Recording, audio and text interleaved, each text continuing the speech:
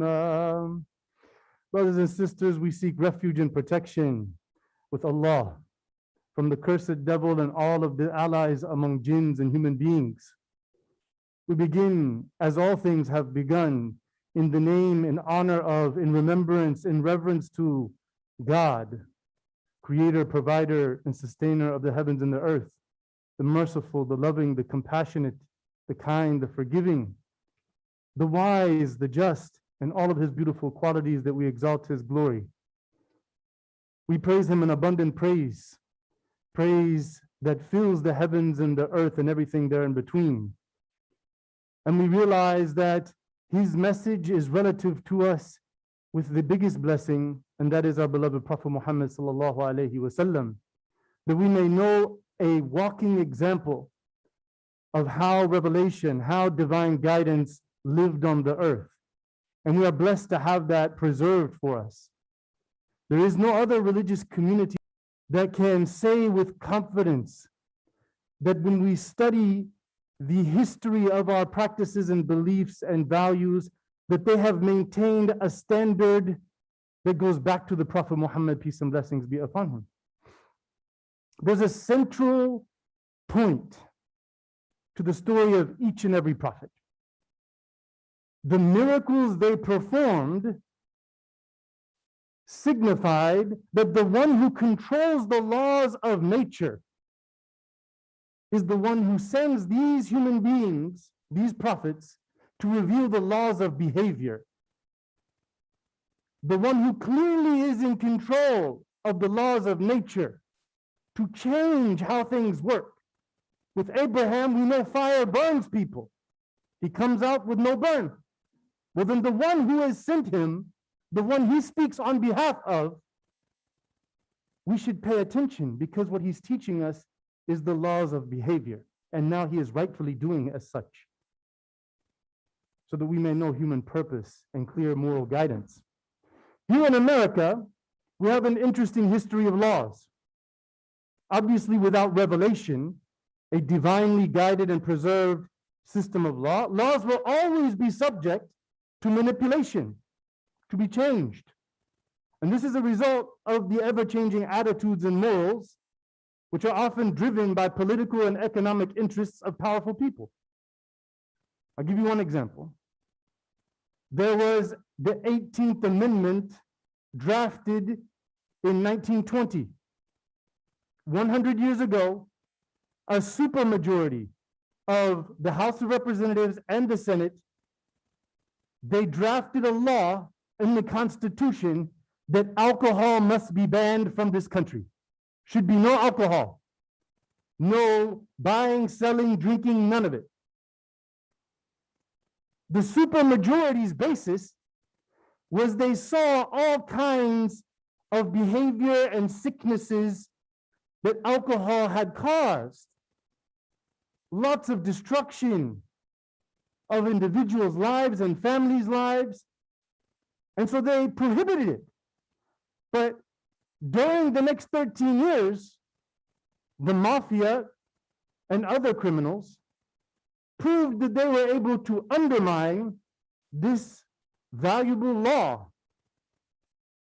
And the research and data of those 13 years that there was a law against consuming, buying, and selling alcohol in the United States of America is that crime went down massively.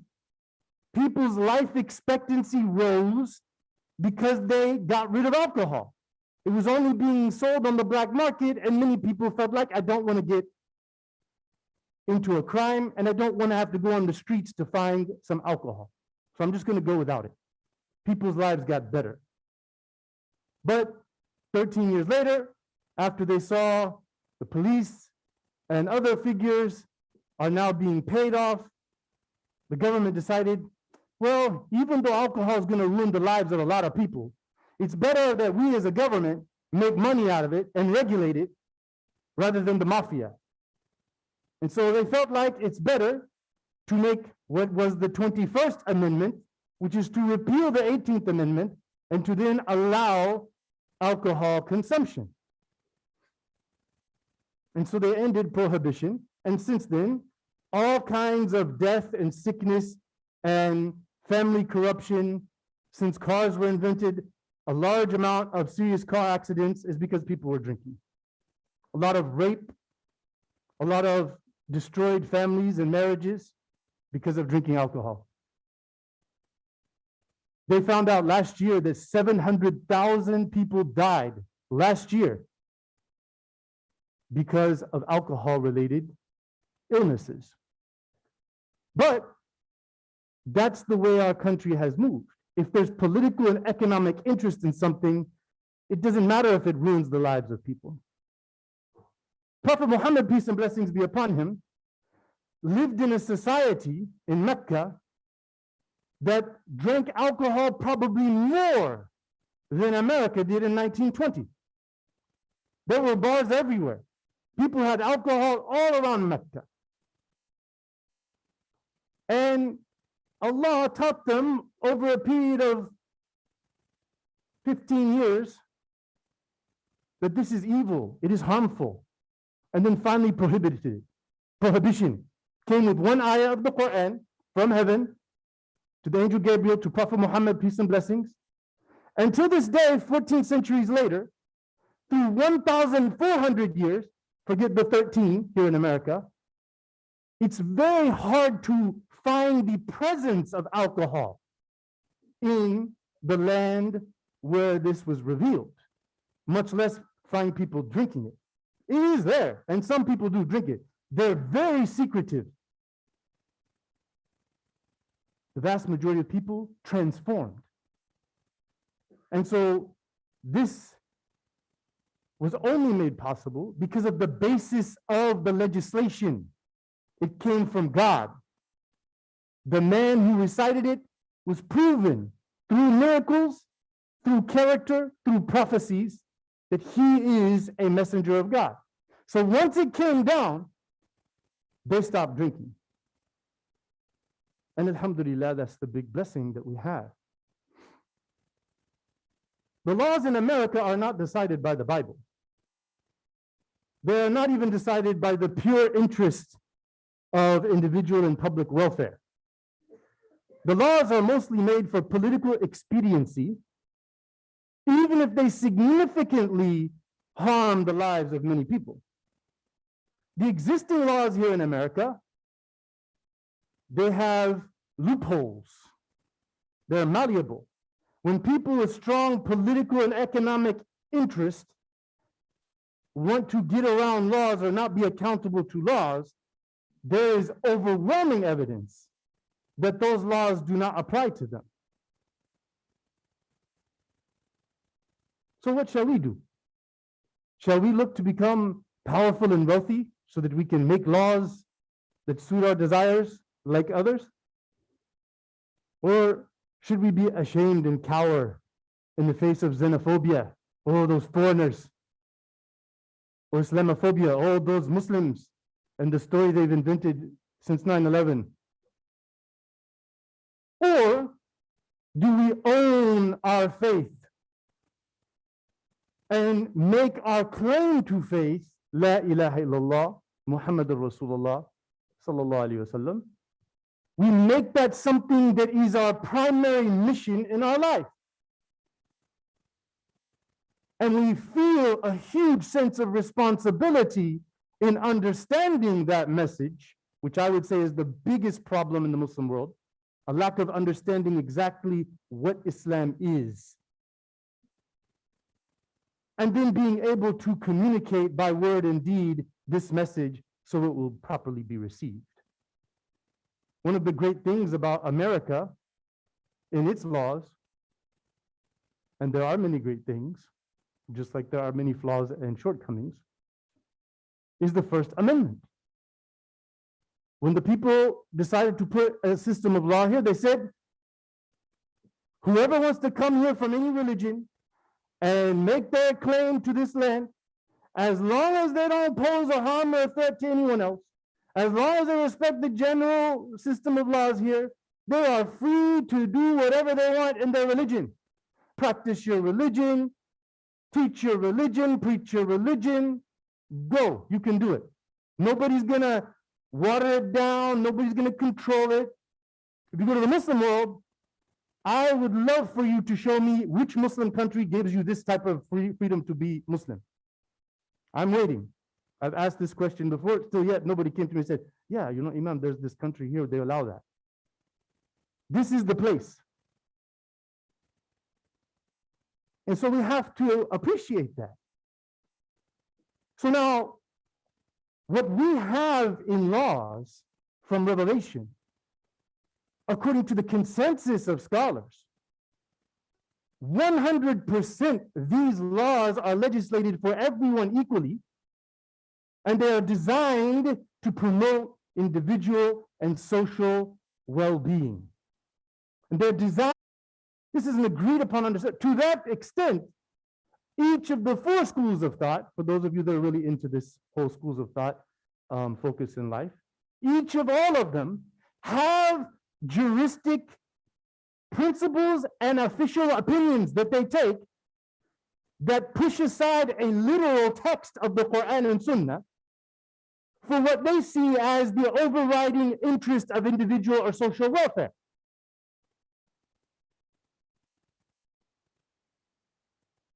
I'll give you one example, which is not a good example because I don't agree with it, but it is.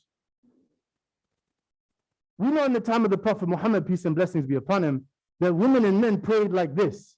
Same room, no barriers, no separate room, no partitions. That's how Prophet Muhammad taught it. That's how he left us. And he said, تَرَكْتُكُمْ عَلَى الْمَحَجَّةِ الْبَيْضَاءِ لَيْلُهَا كَنَهَارِهَا لَا يَزِيغُ عَنْهَا إِلَّا هَالِكٌ. He left us in the best state, with the best teachings, and gave us no indication should we break off women. So what many scholars did, I don't agree with their logic, they said, we feel like that the presence of women here will create a fitna.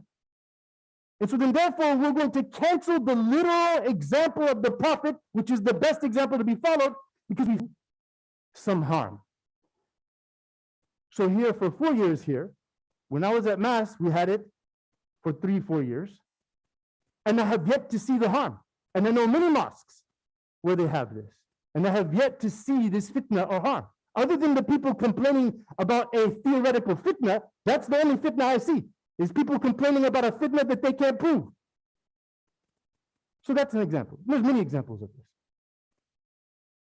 May Allah reward them for trying to do what they feel is right, but may Allah guide us to actually bring substantial evidence when we want to change and cancel literal teachings of the Quran and the Sunnah. We have to be very principled. So in Surah Al-An'am, verse 151 through 153, we have a powerful passage. It gives us a clear set of parameters for preserving and providing social welfare. Surah Al-An'am is really laser focused on blaming and eradicating superstitious mythological beliefs and practices, which were very common in Arabia at the time and are common in many invented world religions.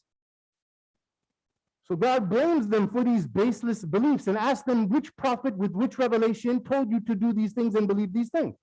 Of course, they have no answer because they don't have that. They clearly made these things up. So then Allah tells them, قُلْ تَعَالَوْا أَتْلُ مَا حَرَّمَ رَبُّكُمْ عَلَيْكُمْ. The language is so inviting. It's okay. You're worshiping this, you're doing that. These are the little rules that you've made on this and that. Come here and I will tell you what your Lord has prohibited you. And the first one is idolatry. To put your devotion into something other than the creator of the universe, who is the only force that is above and beyond and greater in knowledge, capacity, and all of that to be worthy of worship. The second one is to honor your parents and have the standard of excellence and never to be rude and disrespectful to your parents. These people gave birth to you, provided for you, cared for you, made sure you were educated, made sure you had your clothing and medicine, spent sleepless nights for many, most of us, and I'm one of them, didn't realize what kind of criminals we were being to our parents because we felt like we were justified until we had our own kids. Then we realize what it means to be a parent and what it takes to be a parent, particularly the mother over the father, as the Prophet ﷺ taught us, as the Quran tells us. And then we realize, man, I should have never acted in that way and said those things. So those of you who are still younger, make sure you take a strong lesson of that. And those of us that are older, we still have work to do. Prohibition of murder. Cannot kill for any reason except with just right. What is that? 3 cases. Someone comes attacking you or someone around you, and you fight that person to stop them attacking. If you happen to kill them in the process, you're not. Or if you have a just military, which I don't know of one on planet Earth today, but if there was, like in the time of the Prophet ﷺ, a just military fighting a just war, and you're part of a military, then if you fight and kill someone because they are an aggressor, an oppressor, an invader, then you're right. Or if someone commits a crime, the evidence is brought, the court hearing is done, and that crime, the punishment is death. These are the 3 cases. There is no 4th. As you can see, this is all agreed upon understanding for 14 centuries of what is allowed. So now you can see this whole nonsense about 9/11 and Al-Qaeda and Boko Haram and all the rest of them, ISIS. All those people are heretics. They're deviants. They have nothing to do with the noble, beautiful quality of jihad. They are a mockery, a disgrace to themselves and to the divine revelation that was revealed. Because it's very clear what our religion is. Approaching shameful acts. Approaching. Taqarabu. Don't even come close. Shameful acts are those type of serious, those type of sins and ways of presenting yourself that make you even worse than an animal. Walking around naked, which now became normal, right? One time, a young man came to me and he says, Imam, are we allowed to go to the water parks? And I said, of course not. And he said, well, you know, it's just a water park. And I said, no, there's a bunch of naked people walking around. And we don't take that as normal. Everybody else may decide that's normal, but we're not taking that as normal. Having relations like that in public and talking about things that are private in public in those ways. Don't even come close to shameful, filthy things.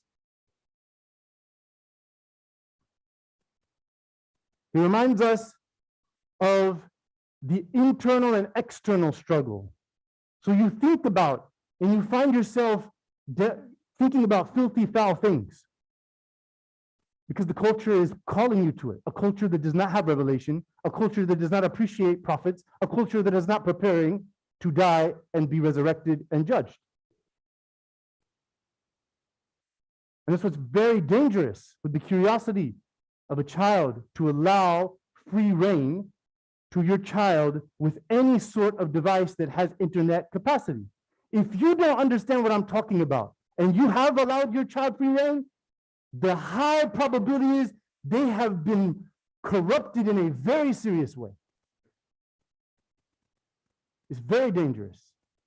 The evidence and the statistics are just like alcohol. They made it normal. It has killed millions of people since they made it normal.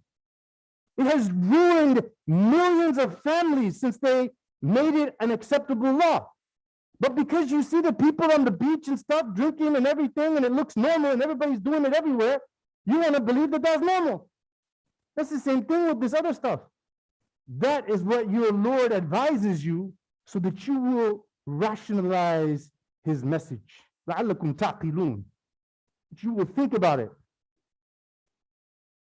And then he goes into a different set of rules more related to specific relationships and the dealings between people. He starts with the weak. Take care of the orphans. People whose parents have died, make sure you take care of them. Make sure their wealth is preserved, that when they get older, they have a life ahead of them. Never touch a penny in a wrong way of an orphan. Do not engage in corrupt business dealings. Be honest when you make a commitment. Never trick somebody or give them something that they don't know what they're getting, or buy and sell haram things. And then he says, be honest when you have to make a statement about something, even if you will make a statement that will harm your own family member. The tribal culture which the Prophet strongly forbade is still alive and well in the Muslim community. I can't call the police because this is my family member. Well, if the person has done a serious crime and harmed people, and there's danger, and there's property, and there's damages, that's a crime. You should be punished. The Prophet ﷺ and his companions would not be like, oh, this is my family member. I will only call the police or tell on someone who's not my family. This is filthy tribalism. Truth is truth, falsehood is falsehood, right is right, wrong is wrong. Whoever did it needs to be applied to justice. Then he says, you must keep your commitments to your contracts. If you enter into a deal or a contract, you must fulfill it as you said. And then at the end he says, ذَلِكُمْ وَصَّاكُمْ بِهِ لَعَلَّكُمْ تَذَكَّرُونَ. So that you will pay heed. So that as a community, you will be reminded of this. So then he concludes this passage by emphasizing the importance of divine guidance and warns us the threat of paths that deviate from divine guidance, that are not rooted in revelation. وَأَنَّ هَذَا صِرَاطِي مُسْتَقِيمًا فَاتَّبِعُوهُ وَلَا تَتَّبِعُوا السُّبُلَ فَتَفَرَّقَ بِكُمْ عَنْ سَبِيلِهِ. This is the message I'm telling you, it's the straight path. It goes straight back to heaven. When you die, if you stay on this path, you go to heaven. Beware of other paths that deviate from it, that are not rooted in revelation. People will call you to thought processes and attitudes that clearly conflict with what is revealed and preserved of revelation. Will you give that up to fit in with a popularity contest of people who have no religion, of people who have no revelation, of people who have witnessed no miracles, of people who have no plan for what will happen in the accountability on the day of judgment? You will follow them? I will not follow them. But you will feel pressured to in many ways. So then if we look at all of this, there was a polytheist in Mecca who heard these ayahs being recited, and he said, even if Muhammad is a false prophet, the values and ethics that he is preaching are very good for our society. You see that in the tafsir. He's admitting that it makes a whole lot of sense. He's not ready to affirm the prophethood, but he sees that this message is reformative in a very rational, reasonable way to bring about social welfare. You see, many religions are filled with strange ideas of mysterious tradition, mythological ideas that you don't see any real purpose behind it. Unfortunately, many Muslims practice and talk about Islam in a way that does make it seem similar to those things. And many rational thinking Muslims, young and old, are looking at that and saying, why do you do this? And then when they say, because that's what we're supposed to do, then you don't look like you know what you're doing, or that think about it. Think deeply about what this is. Don't be a blind follower of anyone or anything. Be someone rooted in knowledge. There's a similar passage in Surah Al-Isra. Some extra laws were added, taking care of the family needs. In Islam, there could never be a homeless person. People are talking about this famous rapper who made $1 billion, named Dr. Dre. His oldest daughter is homeless, lives on the street. She says he won't give me nothing. This is what kind of morals the society has.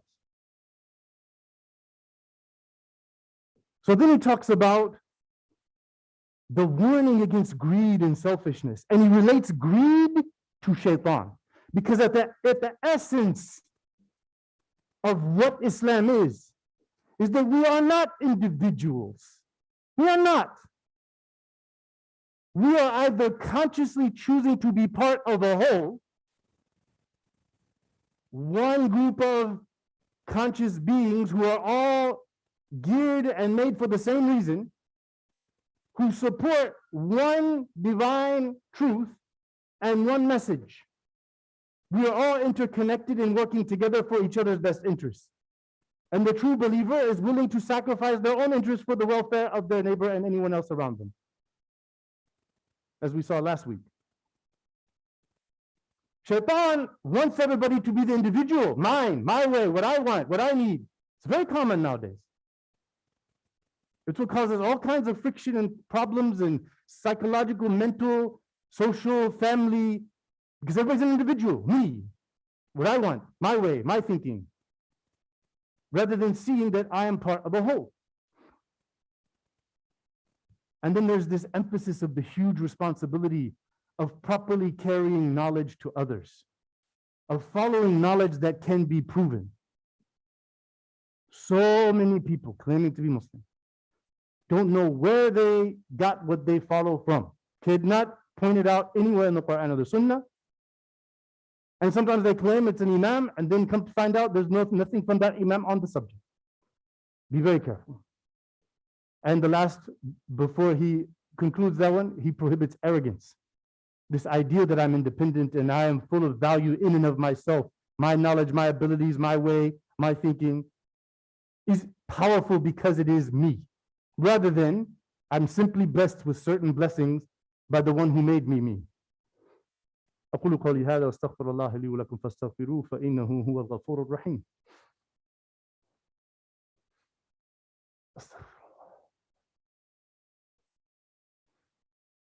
Bismillah, alhamdulillah, wa salatu wa salam ala rasulillah.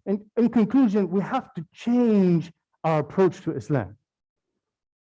We have to look at Islam as a permanent journey of growth and understanding and purpose and meaning in our lives as it relates to the lives of people around us.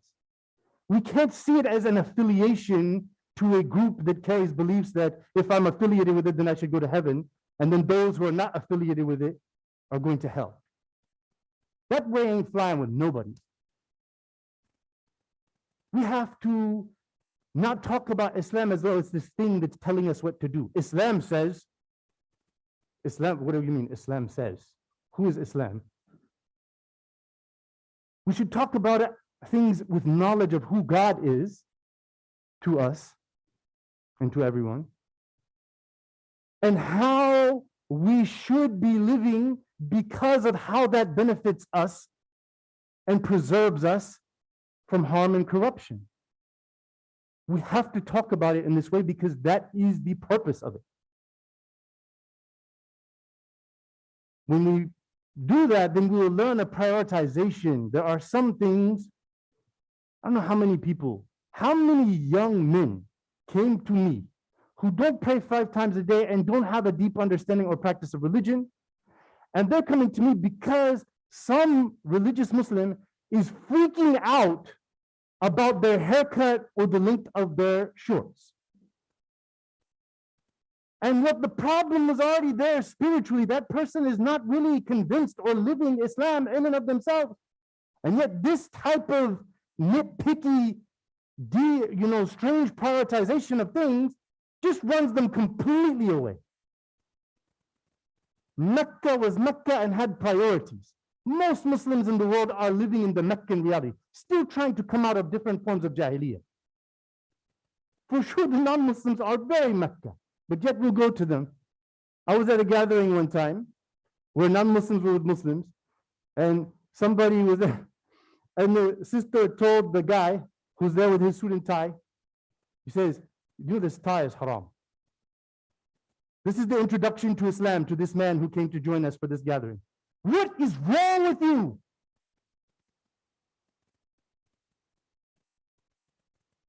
So we have to rethink and really reflect upon what we understand about Islam and our ability in devotion and courage to live it and explain it to others. If we do this, Allah has throughout history in the Quran proven that He will give us comfort, peace, greatness, and the ability to thrive. Ya Allah, we ask you to reform our hearts and minds and devotion. Ya Allah, we ask you to make our words something that will speak truth and bring justice and bring kindness in the world and repair the problems and the difficulties of the world. Ya Allah, bring our hearts together as believers and help us to best communicate this message to our neighbors and our fellow community members. Ya Allah, forgive us for all of our sins and our weaknesses. Protect us from sickness and from strife and difficulty. Ya Allah, we ask you to resurrect us in your contentment and make heaven our abode as you have promised those who follow your message and live with excellence. وصلي اللهم على محمد وعلى آله وصحبه.